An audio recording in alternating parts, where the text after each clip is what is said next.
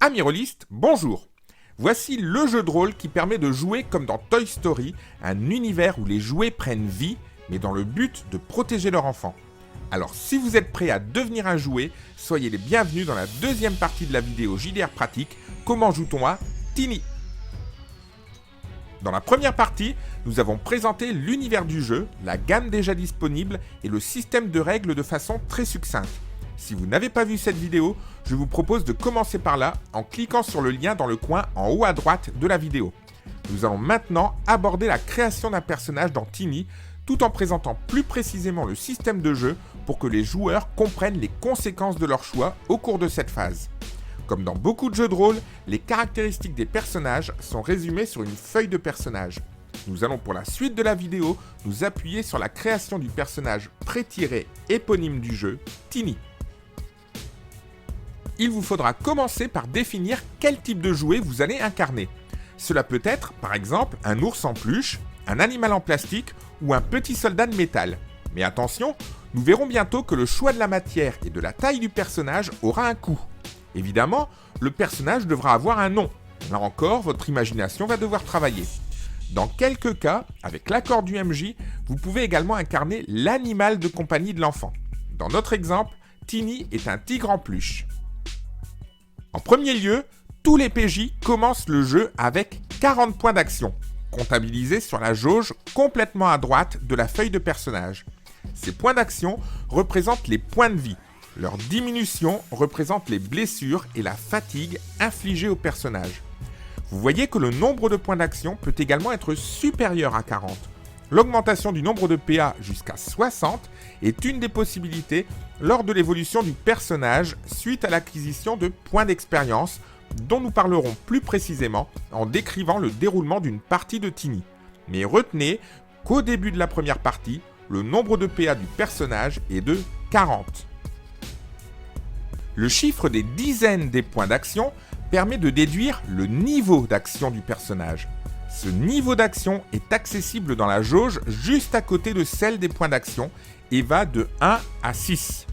Un personnage à 40 points d'action a un niveau d'action de 4. De 39 à 30, le niveau d'action passe à 3 et ainsi de suite, sauf de 9 à 1 où le niveau d'action reste de 1. Ce niveau d'action traduit l'efficacité du personnage. Au moment de réaliser un test, le joueur devra lancer un dé. Le test sera réussi tout simplement si le résultat du dé est inférieur ou égal au niveau d'action du personnage. Voilà une des particularités du système de jeu de Tiny. Plus le personnage est fatigué ou blessé, plus les points d'action diminuent. Plus les points d'action diminuent, plus le niveau d'action diminue. Et plus le niveau d'action diminue, plus la réussite des actions devient difficile. Maintenant, chaque joueur reçoit 20 points de création qu'il va pouvoir dépenser pour créer et personnaliser son personnage. Le joueur va tout d'abord pouvoir répartir jusqu'à 6 points sur 7 groupes de compétences que l'on pourrait plus ou moins comparer aux caractéristiques que l'on trouve dans d'autres jeux de rôle du type Donjons et Dragons. Ces 7 groupes de compétences sont le groupe costaud, le groupe rapide, le groupe futé, le groupe solide, le groupe adroit, le groupe mignon et le groupe lucide. Attention, vous pouvez dépenser jusqu'à 6 points au maximum et vous ne pouvez mettre que 2 points au maximum sur un groupe de compétences si votre personnage est un jouet et 3 points maximum si c'est un animal. Dans l'exemple du pré-tiré Tiny, les groupes futé, adroit, mignon et lucide ont chacun reçu 1 point, noté dans le cadre en forme de tête d'ourson pour chaque groupe. Au contraire, les groupes costaud, rapide et solide n'ont reçu aucun point. 4 points de création au total, donc moins de 6, ont été utilisés. Notez que, pour favoriser l'immersion, on peut utiliser des adjectifs pour qualifier ces modificateurs. Si le personnage n'a pas de points dans un groupe, on dira de lui qu'il est un peu doué dans ce groupe. Tiny est un peu costaud, un peu rapide et un peu solide. Si le personnage a un point dans un groupe, on dira qu'il est plutôt doué dans ce groupe. Tiny est plutôt futé, plutôt adroit, plutôt mignon et plutôt lucide. Si le personnage a 2 points dans un groupe, on dira qu'il est vraiment doué dans ce groupe, etc. Ces qualificatifs sont donnés dans le tableau page 36 du livre de base. Les points attribués au groupe de compétences constituent des bonus que l'on additionnera au niveau d'action du personnage lors des tests. Un test de compétence sera réussi si le résultat du dé est inférieur ou égal au niveau d'action plus le modificateur du groupe auquel appartient la compétence testée. Ainsi, si le joueur de Tiny doit réaliser un test d'une compétence appartenant au groupe futé, le test sera réussi si le résultat du lancer de dés est inférieur ou égal au niveau d'action du personnage, ici 4, plus le bonus du groupe de compétences futé pour Tiny 1. Le test sera donc réussi si le résultat est inférieur ou égal à 4 plus 1, 5. Une petite remarque concernant le groupe de compétences costaud. La valeur assignée à ce groupe intervient dans le calcul d'une autre caractéristique du personnage, la puissance. En effet, la puissance du personnage est obtenue en faisant la somme du niveau d'action maximal du personnage et de la valeur assignée au groupe de compétences costaud. Toujours dans notre exemple de Tiny, le petit tigre en peluche a un niveau d'action maximum de 4 et aucune valeur bonus dans le groupe de compétences costaud. Sa puissance est donc de 4. Notez bien que cette valeur ne varie pas quand le niveau du personnage baisse suite à une diminution du nombre de points d'action. Par contre, elle augmentera lorsque le niveau d'action maximum augmentera lui aussi suite à l'évolution du personnage. La puissance intervient dans le calcul des dommages infligés lors des combats au corps à corps. Par exemple, un coup de poing asséné par le personnage inflige un nombre de dégâts égal à sa puissance, et un coup de pied inflige un nombre de dégâts égal à sa puissance plus 1 des 6. Par contre, on peut noter dès maintenant que les dégâts infligés par les armes à feu ne dépendent pas de la puissance du jouet. Le joueur va ensuite devoir dépenser au moins 10 points de création pour un jouet ou 8 points de création pour un animal pour acheter des compétences dans les groupes de compétences. Par exemple, la compétence mémorisation dans le groupe futé ou la compétence sang-froid dans le groupe solide. Quelques remarques. Curieusement, le pré-tiré ne respecte pas la règle de création puisqu'il n'y a eu que 9 points de création dépensés pour acheter les compétences de Tiny. Remarquez qu'il n'est pas nécessaire d'avoir mis des points sur le groupe pour pouvoir acheter une compétence qui appartient à ce groupe. Tiny n'a pas de points dans le groupe de compétences solide, ce qui ne l'empêche pas d'avoir acheté la compétence sang-froid qui appartient à ce groupe. Notez également que l'on distingue deux types de compétences dont les coûts ne sont pas les mêmes. Des compétences générales qui coûtent 1 point de création et des compétences spécialisées qui coûtent 2 points de création. Nous avons déjà parlé des scores à obtenir au lancer de dés pour réussir les tests, mais vous aurez noté que je n'ai pas encore mentionné le type de dés qu'il fallait utiliser. En effet, au cours d'un test de compétences, le joueur va lancer un dé dont la forme dépendra du fait qu'il possède ou non la compétence concernée. Si le personnage possède la compétence, le joueur effectuera le test en lançant un dé 6. Si le personnage ne possède pas la compétence et qu'il s'agit d'une compétence générale, la difficulté augmente d'un cran. Le joueur pourra effectuer le test même s'il n'a pas la compétence, mais il le fera en lançant cette fois un dé 8. Et si le personnage ne possède pas la compétence et qu'il s'agit d'une compétence spécialisée, la difficulté augmente de 2 crans. Le joueur pourra effectuer le test mais en lançant un dé 10. Dans tous les cas, je rappelle que le test sera réussi si le résultat du dé est inférieur ou égal au niveau d'action du personnage, plus le modificateur du groupe de compétences auquel appartient la compétence testée. Nous pouvons résumer maintenant le déroulement des tests de compétences en prenant 4 exemples appliqués au personnage pré-tiré Tiny. Si le joueur doit effectuer un test de sang-froid, on voit que le personnage possède cette compétence. Le joueur va donc lancer un dé 6. Le niveau d'action de Tiny est de 4 et le joueur n'a mis aucun point dans le groupe de compétences solide. Le résultat du dé 6 devra donc être inférieur ou égal à 4 pour réussir. Si le joueur doit effectuer un test se souvenir, on voit que le personnage possède cette compétence. Le joueur va donc lancer un dé 6. Le niveau d'action de Tiny, là encore, est de 4, Mais cette fois, le joueur a mis un point dans le groupe de compétences futé auquel appartient la compétence se souvenir. Pour réussir, le résultat du D6 devra donc être inférieur ou égal à 4 plus 1, 5. Si le joueur doit effectuer un test d'athlétisme, on voit que le personnage ne possède pas cette compétence, qui est une compétence générale du groupe costaud. Le joueur va donc lancer un D8 au lieu d'un D6. Son niveau d'action est toujours de 4 et le joueur ne dispose d'aucun bonus dans ce groupe de compétences. Pour réussir, le résultat du D8 devra donc être inférieur ou égal à 4. Dernier exemple, si le joueur doit effectuer un test d'électronique, on voit que le personnage ne possède pas cette compétence, qui est une compétence spécialisée du groupe futé. Le joueur doit donc lancer un D10 au lieu du D6. Son niveau d'action est toujours de 4 et le joueur dispose d'un point dans le groupe de compétences futé. Pour réussir, le résultat du D10 devra donc être inférieur ou égal à 4 plus 1, 5. Certaines compétences vont avoir une importance particulière en jeu et je voudrais donc en parler un peu plus précisément. Les combats font partie intégrante du jeu et les personnages seront amenés à se battre, en particulier contre les Achimérides.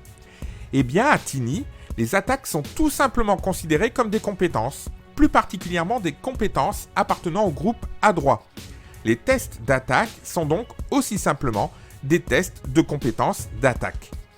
On distingue des compétences d'attaque générales, la compétence arme à feu, la compétence arme de corps à corps, la compétence arme de jet et la compétence combat à main nue, et une compétence d'attaque spécialisée, la compétence arme de guerre. Comme pour toutes les compétences, lors d'un test d'attaque, le personnage lancera donc un D6 s'il possède la compétence nécessaire, un D8 s'il ne la possède pas dans le cas d'une compétence d'attaque générale, un D10 s'il ne la possède pas et qu'il s'agit de la compétence spécialisée arme de guerre. Petite remarque, le livre de base mentionne pour les armes à feu la nécessité de réussir en plus un jet de munitions. Cette règle est une réminiscence du système SVS, mais dont on ne doit pas tenir compte pour Tiny. Dans les rêves d'enfants, les pistolets ne sont jamais à court de balles. Illustrons maintenant par un exemple. Imaginons que Tiny veuille donner un coup de poing à un personnage du rêve. Un coup de poing relèvera donc de la compétence combat à main nue. Le test d'attaque sera donc un test de compétence générale combat à main nue. Nous voyons que la peluche possède la compétence combat au corps à corps, mais pas la compétence combat à main nue. Il va donc devoir lancer un D8 au lieu du D6. Le niveau d'action de Tiny est de 4 et il possède un point dans le groupe de compétences adroit auquel appartient la compétence combat à main nue. L'attaque sera donc réussie si le résultat du D8 est inférieur ou égal à 5. Il faut également maintenant parler de la compétence Agir le premier.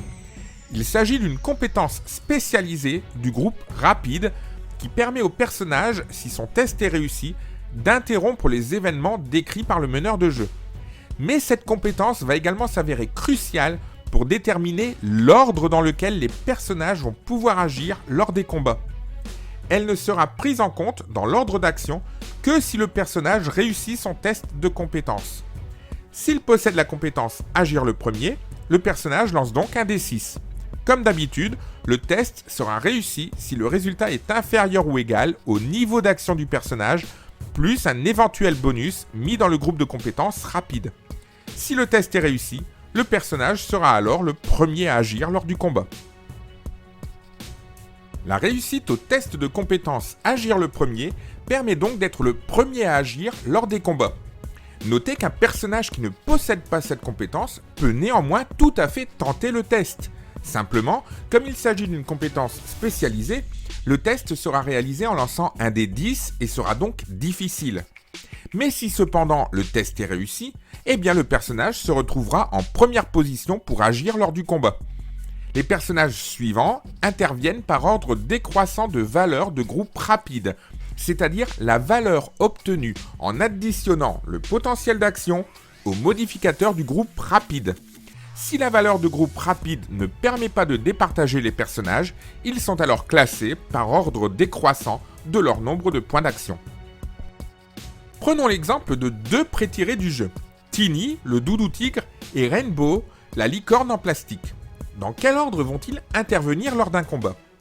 Aucun des deux ne possède la compétence agir le premier, mais ils peuvent quand même tenter le test.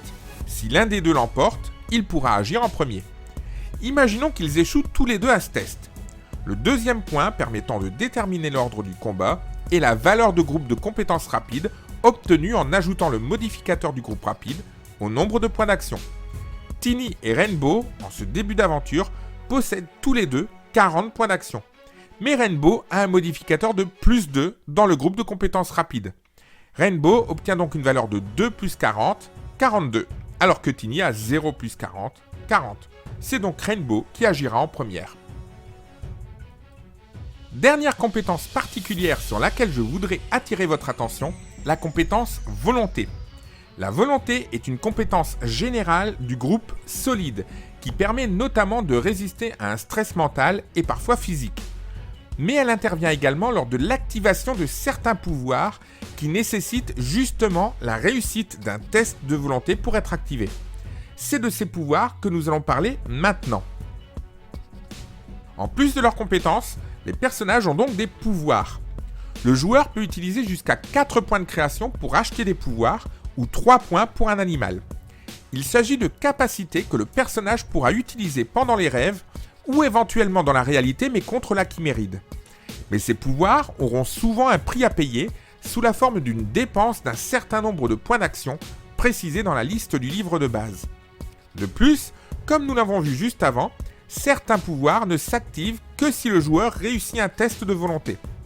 Les pouvoirs sont classés en 2 catégories, les pouvoirs dits permanents, comme gigantisme ou licence qui agissent automatiquement, et les pouvoirs dits immédiats, comme ami imaginaire ou doudou, qui sont ceux qui nécessitent la réussite à un test de volonté pour être activés.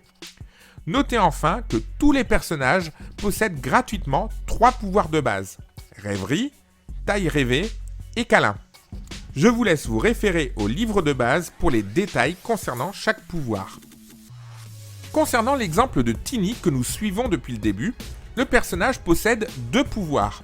Le pouvoir doudou, sur lequel nous allons revenir juste après, et le pouvoir taille, qui lui permet de grandir dans les rêves et atteindre la taille d'un enfant de 10 ans. En effet, nous verrons plus tard qu'une petite taille peut handicaper le personnage et qu'il peut être intéressant de devenir plus grand. Le pouvoir taille, ou croissance, est un pouvoir immédiat. Il nécessite un jet de volonté pour pouvoir s'appliquer. Si le test est réussi, le jouet grandit jusqu'à la taille d'un enfant de 10 ans, mais cela lui fera baisser son potentiel d'action de 2 points par tour. Notez que si le test échoue, le pouvoir ne s'applique pas et le personnage ne perd pas de points d'action. Revenons sur le pouvoir particulier Doudou, car il va nous permettre d'aborder une notion importante du jeu Tiny, le niveau de peur du rêve.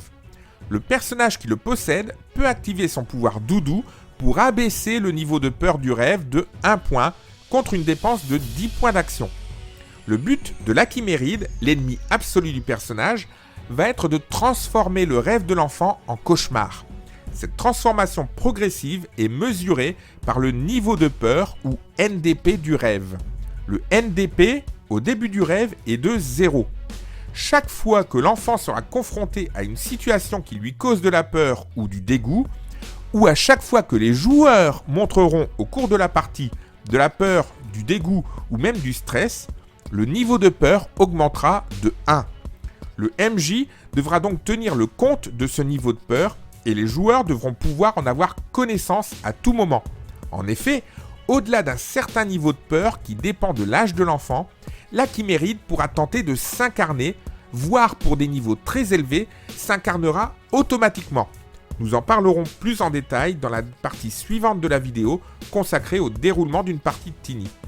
Vous comprenez donc qu'une des principales tâches des personnages sera toujours de maintenir le niveau de peur du rêve le plus bas possible et vous voyez donc l'importance des pouvoirs comme câlin ou doudou qui permettent de diminuer le NDP.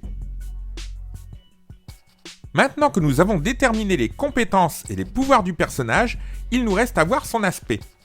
Le joueur peut tout d'abord utiliser jusqu'à 4 points de création pour augmenter la taille du personnage.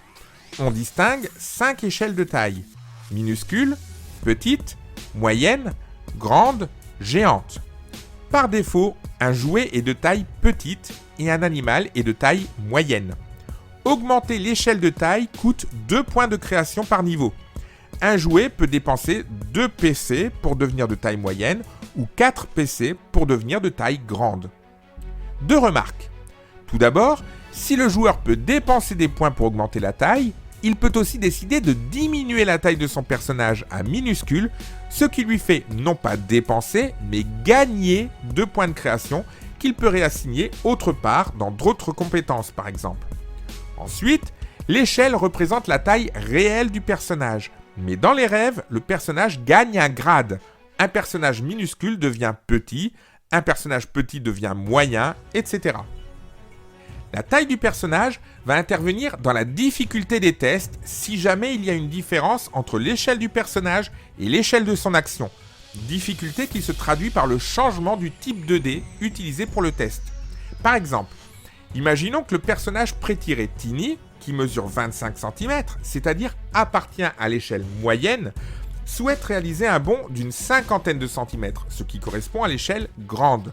Ce bond correspondrait donc à une échelle de taille un cran au-dessus, donc un niveau de difficulté au-dessus, donc un type de dé au-dessus. Donc le test devrait être réalisé avec un D8 à la place du D6. Un saut sera testé par la compétence athlétisme, que Tiny ne possède pas. Comme c'est une compétence générale, on augmente la difficulté encore d'un cran, et le test sera réalisé au D10.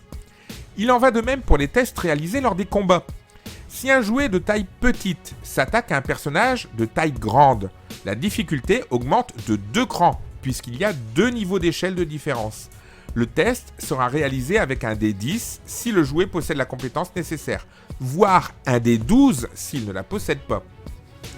La taille du personnage va également influer sur les dommages occasionnés lors des attaques à main nue et au corps à corps. Dans ces attaques, les dommages infligés sont généralement calculés en additionnant la puissance du personnage et un jet de dés. Le type du dé variera donc en fonction de la taille du personnage. Le livre de base nous apprend qu'une attaque réussie au couteau, par exemple, infligera des dommages équivalents à puissance plus 1 D6. Mais ça, c'est si les adversaires sont d'échelles comparables. Si jamais l'échelle de l'attaquant ou de l'arme est un cran au-dessus, on utilisera un D8 à la place du D6. De la même manière que pour son échelle, le joueur peut dépenser jusqu'à 2 points de création pour améliorer la solidité de son personnage. On distingue 3 catégories de matériaux pour un jouet: tissu et peluche, plastique et bois, et plastique renforcé et métal. Par défaut, le jouet est en peluche ou en tissu. Pour 1 point, le jouet peut être en plastique ou en bois, et pour 2 points, il peut être en plastique renforcé ou en métal. Le matériau du jouet aura évidemment une influence sur sa résistance aux dommages. Ainsi, être en tissu ou en peluche confère une résistance aux dommages de 2, tandis qu'être en plastique ou en bois confère une résistance de 4, et plastique renforcé ou métal une résistance de 6. La résistance est directement retranchée du nombre de dégâts occasionnés avant de les soustraire au point d'action. Par exemple, Tiny est un tigre en peluche qui lui confère une résistance de 2. S'il reçoit un coup qui lui occasionne 6 points de dégâts, on retranche 2 pour sa résistance et il ne reste que 4 points à soustraire à son nombre de points d'action. Si nous sommes en début de partie, il en a encore 40, moins 4, il lui en reste 36. Enfin, si jamais vous étiez à court de points de création pour acquérir des compétences ou des pouvoirs que vous souhaiteriez, sachez que vous pouvez obtenir des PC supplémentaires. Mais pour cela, il faudra que votre personnage se retrouve affublé d'un, voire jusque 2 défauts. Ces défauts sont normalement tirés au hasard en lançant un D8 et en voyant dans leur tableau à quoi cela correspond. Obtenir un défaut peut rapporter jusqu'à 2 points de création. Les défauts permettent donc d'augmenter le nombre de points de création. Mais attention, ils n'augmentent pas les limites maximales du nombre de points utilisables pour chaque type d'achat. Par exemple, vous pouvez répartir jusqu'à 6 points dans les groupes de compétences. Ce chiffre n'augmente pas, même si vous disposez de plus de 20 points de création. En échange de ces points, votre personnage se retrouvera avec 1 ou 2 handicaps qui peuvent être assez sérieux, comme par exemple le fait d'être totalement muet. Encore une fois, les défauts sont décrits en détail dans le livre de base. Il reste à mentionner la possibilité pour les jouets d'avoir des accessoires. Un cow-boy, par exemple, aura un chapeau et un pistolet. D'ailleurs, certains accessoires seront obtenus spécifiquement dans les rêves, et Tiny, dans un rêve d'aventure pirate, pourra porter un bicorne à tête de mort et une longue vue à sa ceinture. Ces accessoires sont gratuits, mais sont complètement inefficaces. Le pistolet du cow-boy ne pourra pas servir d'arme. Voilà, vous êtes maintenant prêt à créer un personnage de bout en bout pour jouer à Tiny. Et vous connaissez une bonne part des règles de base du jeu. Il nous reste à aborder le déroulement d'une partie de Tiny dans la prochaine partie de Comment joue-t-on à Tiny. Alors abonnez-vous et cliquez sur la cloche pour être tenu au courant des prochaines publications de la chaîne. Et si la vidéo vous a plu, n'oubliez pas de liker, de commenter et de partager pour faire connaître le jeu de rôle au plus grand nombre possible. En attendant la suite, soyez prudents, portez-vous bien et à bientôt pour une nouvelle vidéo JDR Pratique.